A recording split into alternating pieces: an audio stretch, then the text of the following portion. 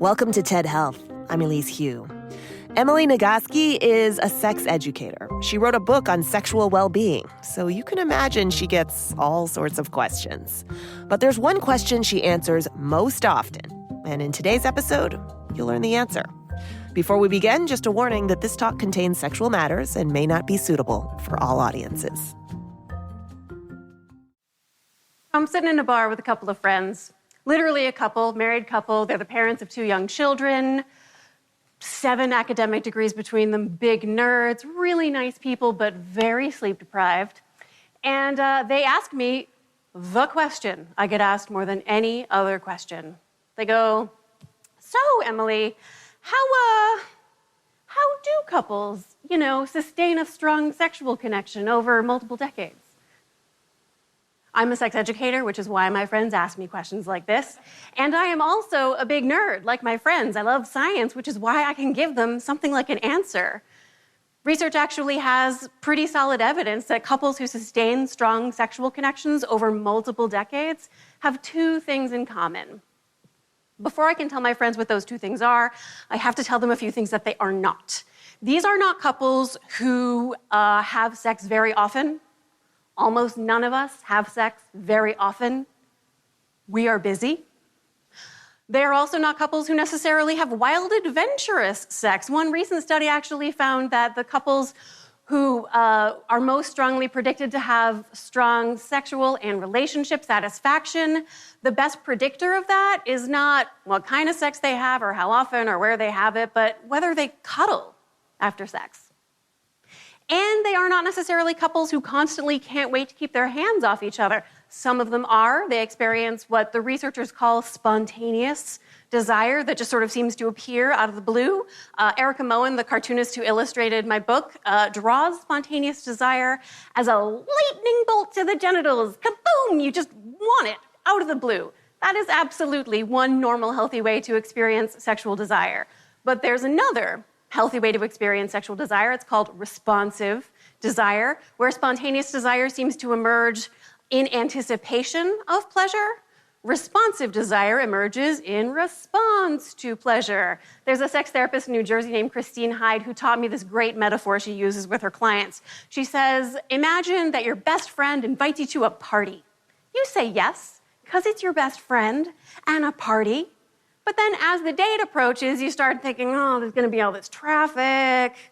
We have to find childcare. Am I really going to want to put my party clothes on and get there at the end of the week? But you put on your party clothes and you show up to the party, and what happens? You have a good time at the party. If you are having fun at the party, you are doing it right. When it comes to a sexual connection, it's the same thing. You put on your party clothes. You set up the childcare, you put your body in the bed, you let your skin touch your partner's skin, and allow your body to wake up and remember, oh, right, I like this. I like this person. That's responsive desire, and it is key to understanding the couples who sustain a strong sexual connection over the long term because, and this is the part where I tell my friends the 2 characteristics of the couples who do sustain a strong sexual connection. 1, they have a strong friendship at the foundation of their relationship. Specifically, they have strong trust.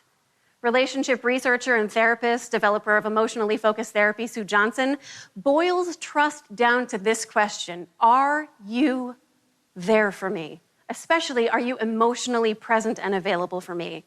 Friends are there for each other. 1. The second characteristic is that they prioritize sex. They decide that it matters for their relationship. They choose to set aside all the other things that they could be doing, the children they could be raising, and the jobs they could be going to, the other family members to pay attention to, the other friends they might want to hang out with. God forbid they just want to watch some television or go to sleep. Stop doing all that stuff and create a protected space where all you're going to do is put your body in the bed and let your skin touch your partner's skin. So that's it. Best friends prioritize sex. So I said this to my friends in the bar. I was like, best friends prioritize sex. I told them about the party. I said, you put your skin next to your partner's skin. And one of the partners I was talking to goes, ah. And I was like, okay, so there's your problem. The difficulty was not that they did not want to go to the party necessarily. If the difficulty is just a lack of spontaneous desire for parties, you know what to do. You put on your party clothes and you show up for the party. If you're having fun at the party, you're doing it right.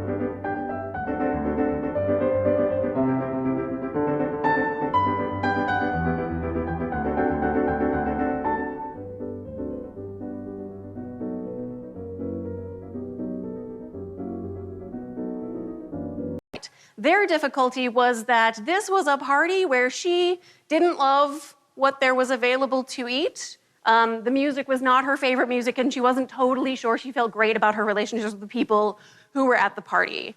And this happens all the time. Nice people who love each other come to dread sex. These couples, if they seek sex therapy, the therapist might have them stand up and put as much distance between their bodies as they need in order to feel comfortable, and the less interested partner will make 20 feet of space.